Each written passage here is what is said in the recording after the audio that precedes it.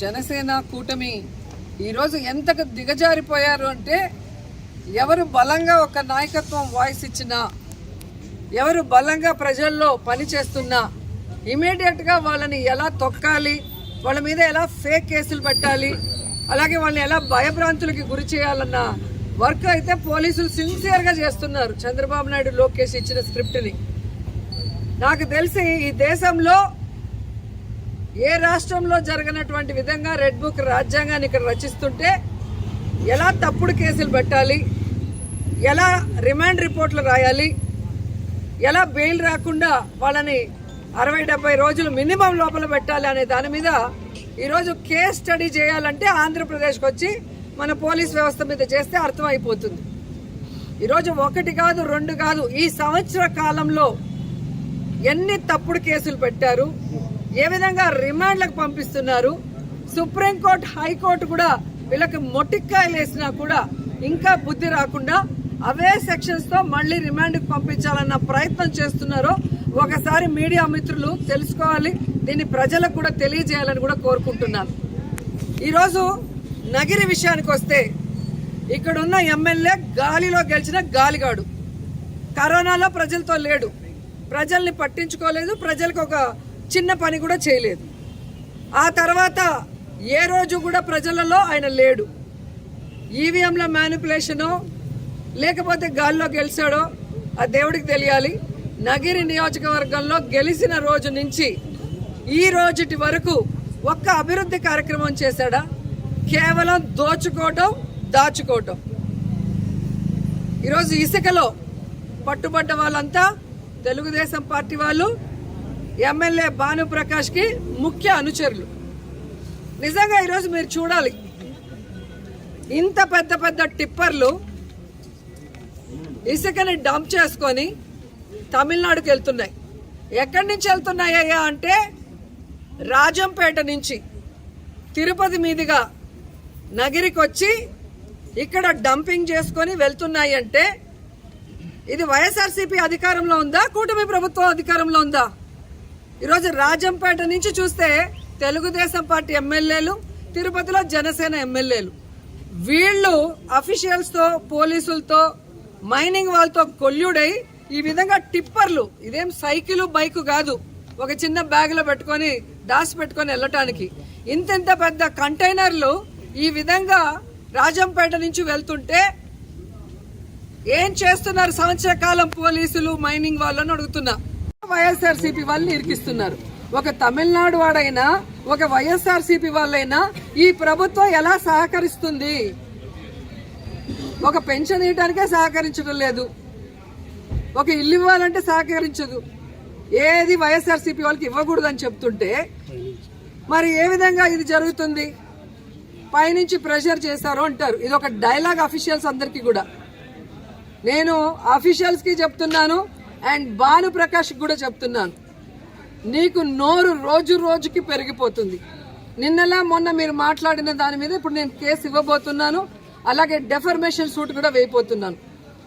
ఇన్ని రోజులు నువ్వు కౌన్సిలర్కి ఎక్కువ, ఎమ్మెల్యేకి తక్కువ అని వదిలేశాను, కానీ రోజు రోజుకి నీకు బాగా ఎక్కువైపోయి నువ్వు మాట్లాడే విధానానికి ఫుల్ స్టాప్ పెట్టాలని ఈరోజు మేము ఒక డెసిషన్ తీసుకుంటున్నాం. ఎందుకంటే నిన్ను కన్న తల్లే నిన్ను చీత్కరించుకుంది. నీ తోడబుట్టిన వాళ్ళే, నీ తమ్ముడు కానీ నీ సిస్టర్ కానీ నిన్ను చీత్కరించారంటే నువ్వు ఎంత పెద్ద నీచ్ కమీనో అందరికీ తెలుసు. నువ్వు నా గురించి మాట్లాడేంత అర్హత నీకు ఉందా అని అడుగుతున్నా. ఈరోజు నువ్వు ఎమ్మెల్యే అయిన తర్వాత గంజాకి అడ్డాగా మారిపోయింది పుత్తూరు నగిరి. నువ్వు ఎమ్మెల్యే అయిన తర్వాత ఈరోజు డ్రగ్స్కి అడ్డాగా మారిపోయింది. నువ్వు ఎమ్మెల్యే అయిన తర్వాత ఈరోజు అక్రమ మైనింగ్ జరుగుతుంది, అక్రమ ఇసుక. ఇవన్నీ చేస్తూ నువ్వు మా మీద నిందలేస్తున్నావు. రాబోయేది జగన్మోహన్ రెడ్డి గారి ప్రభుత్వం. 5 ఏళ్ల తర్వాత ఈ 5 ఏళ్లలో నువ్వు చేసిన అవినీతిని కూర్చోబెట్టి కక్కిస్తానని కూడా ఈ సందర్భంగా తెలియజేసుకుంటున్నా.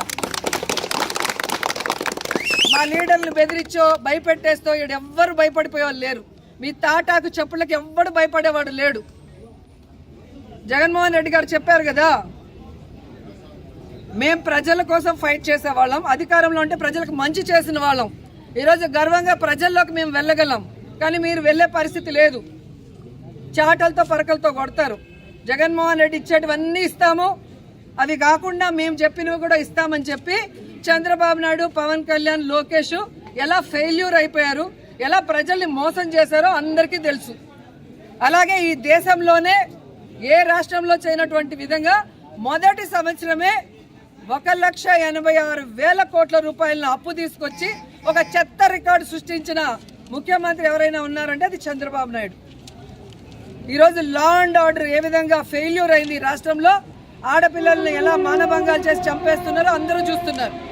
అలాగే తప్పుడు కేసులతో ఎలా వైఎస్ఆర్సీపీ వాళ్ళని, మీకు తప్పు అని చెప్పి నిలదీసిన వాళ్ళని మీరు ఎలా తప్పుడు కేసులు పెట్టి లోపల పెడుతున్నారో అన్నీ చూస్తున్నారు. అఫీషియల్స్ని మీరు ఎలా మోసం చేసి ఉద్యోగస్తుల్ని ఈరోజు వాళ్ళని కూడా ఎలా మోసం చేశారో అందరూ చూస్తున్నారు. నిరుద్యోగ భృతి ఇస్తాం లేదా ఉద్యోగం ఇస్తామని వాళ్ళని కూడా ఎలా మోసం చేశారో అందరూ చూస్తున్నారు. కాబట్టి ఈరోజు డోర్ టు డోర్ పోయి ఇంటింటికి తెలుగుదేశం అంటే మిమ్మల్ని కొడతారన్న భయంతో ఈ విధంగా తప్పుడు కేసులు పెట్టి లీడర్ని బెదిరిస్తూ డైవర్షన్ పాలిటిక్స్ చేయాలనుకుంటే ఎవరు ఒప్పుకోరు. ఇంకొకసారి నోరు గనక అదుపు తప్పితే అదే భాషలో నేను మాట్లాడాల్సి వస్తుందని భానుప్రకాష్ని హెచ్చరిస్తూ ఇదే పోలీసులకు చెప్తున్నాను. ఈరోజు తిరుపతి కానీ, రాజంపేట కానీ, నగిరిలో కానీ ఎవరెవరైతే ఉన్నారో ఎమ్మెల్యేలుగా, ఎంపీలుగా వాళ్ళందరూ కూడా మాట్లాడండి. ఏ విధంగా కలెక్టర్, ఎస్పీ పర్మిషన్లు ఇస్తున్నారు, రోడ్ల మీద ఈ విధంగా అక్రమ బియ్యం వెళ్ళేదానికి, అక్రమ లిక్కర్ వెళ్ళేదానికి, అక్రమ ఇసుక వెళ్ళేదానికి కనుక్కోండి. మీ ఇన్వాల్వ్మెంట్ లేకపోతే ఎవరైతే ఇన్వాల్వ్మెంట్ ఉందో ఆ ఎమ్మెల్యేలను అందరినీ కూడా అరెస్ట్ చేసి లోపల పెట్టండి. అంతేగాని మీ వాళ్ళు అయితే భద్రంగా పెట్టుకొని మా మీద లేని తప్పుడు కేసులు పెట్టి మమ్మల్ని డైవర్ట్ పాలిటిక్స్ చేసేదానికి బలి చేయాలనుకుంటే ఒప్పుకునే పరిస్థితి లేదు. మా కార్యకర్తలకి మేము అండగా ఉంటాం, మాకు జగన్మోహన్ రెడ్డి గారు అండగా ఉంటారు. కోర్టుకు వెళ్తాం, కోర్టు మీద నమ్మకం ఉంది, ఖచ్చితంగా కోర్టు ద్వారా మేము తప్పు చేయలేదని ప్రూవ్ చేసుకొని బయటకు వస్తాం. రోజా ఏమనింది? గాలి నా కొడుకులు అనిందా? నేను ఒకటి అడుగుతాను. హాఫ్ లేటు మా రోజక్క ప్రెస్ మీట్లు చూస్తున్నా, మళ్ళీ పాత రోజక్క వచ్చేసింది బయటికి. ఇప్పుడు రోజక్క ఒకటి గుర్తుపెట్టుకో, మర్యాద అనేది ఇచ్చిపుచ్చుకోవాలి. నువ్వు మాకు మర్యాద ఇచ్చావనుకో నీకు ఇంకా ఎక్కువ మర్యాద ఇస్తాం. నువ్వు సంస్కారంతో మాట్లాడావనుకో ఇంకా సంస్కారంతో మాట్లాడతాం. మేమేమంటాం? రోజా అంటానా? రోజక్క అంట. ఎంత ముద్దుగా పిలుస్తాను నేను. ఎవరైనా పిలుస్తారట రోజక్క అంట. ఎందుకు? మా ఆడపడుచు, నువ్వు మా ఇంట్లో మనిషివి. గాలి నా కొడుకులు గాల్లో గెలిచిపోతారు అనింది అనుకుంటా కదా. గాలి నా కొడుకులు గాలికి గెలిచారు. సరే, నేను చెప్పన్న దానికి రిప్లై అయ్యా. గాలి ముండలు గాలి లేక ఓడిపోయారు. గాలి ముండలు గాలి లేక ఓడిపోయారు. బాగుందా? అవసరమా మనకే? నాకెంత అసహ్యంగా ఉందట మాట్లాడడం. నాకు నచ్చద్దా? గాలి నా కొడుకులు ఏంది? గాలి ముండ అంటే ఏం చేస్తావు? పద్ధతి ఉండబల్లా, రెస్పెక్ట్ ఉండబల్లా రాజకీయాల్లో. అంటే మీ ఇష్టం వచ్చినట్టు మాట్లాడచ్చు. మేమన్నా మాట్లాడితే అని ఆడస్తావు. ఏంది మే? ఏడ్చే ముందర ఒకసారి ఆలోచించవా? నేను మాట్లాడితేనే కదా వాళ్ళు మాట్లాడిందనే. ఏందా ఏడుపులేంది? నువ్వు మాత్రం ఊర్లో అందం తిట్టచ్చు. గాలి నా కొడుకులేంది? ఇంకా ఎక్కువ మాట్లాడితే అసహ్యంగా ఉంటుంది. నేను ఒకటే చెప్తున్నా, give respect and take respect. మన రాజకీయాలు బాగుండాలంటే మీరు రెస్పెక్ట్ ఇవ్వాలా, మేము రెస్పెక్ట్ ఇవ్వాలి. మీరు రెస్పెక్ట్ ఇస్తే మేము రెస్పెక్ట్ ఇస్తాం. యా ఎనీమో.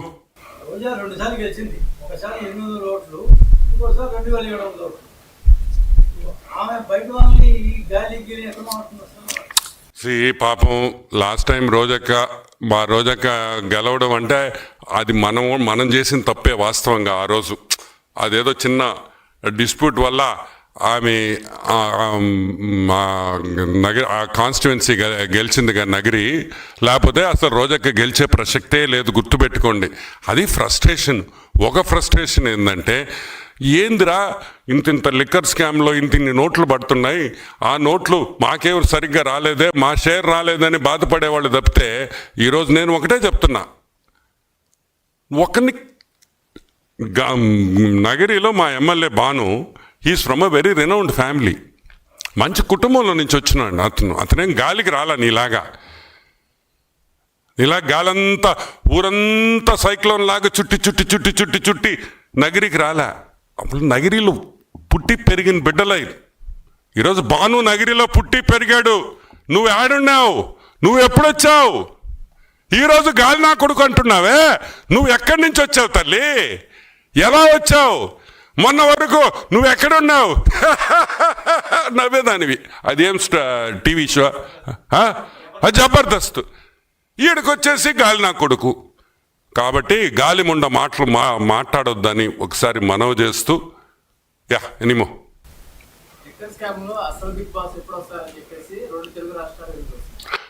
ఒకటి మనం జనరల్గా ఏమనుకుంటాం, సిట్టు విచారణ నేను సిట్టు విచారణ ఏంగానే నాకు తెలిసి ఒక నెల రోజులు అయిపోద్ది అనుకున్నా. ఇదేంది ఇది? ఇంకొక 2 నెలలు కూడా తొవ్వేకుంది వస్తుంది. ఈ ఫ్లైట్లు, ఈ డబ్బులు. ఆమెన 2,000 రూపాయల ప్యాకెట్ దొరికిందంట. ఒరే, ఆ 2,000 కూడా మీరు మార్చుకోకపోతే మా తప్ప. హిట్ టీవీ యాప్, ఇందులో short news, live news, entertainment shows, movies, digital magazines తో పాటు మీ జిల్లా వార్తలను కూడా ఫ్రీగా చూడొచ్చు.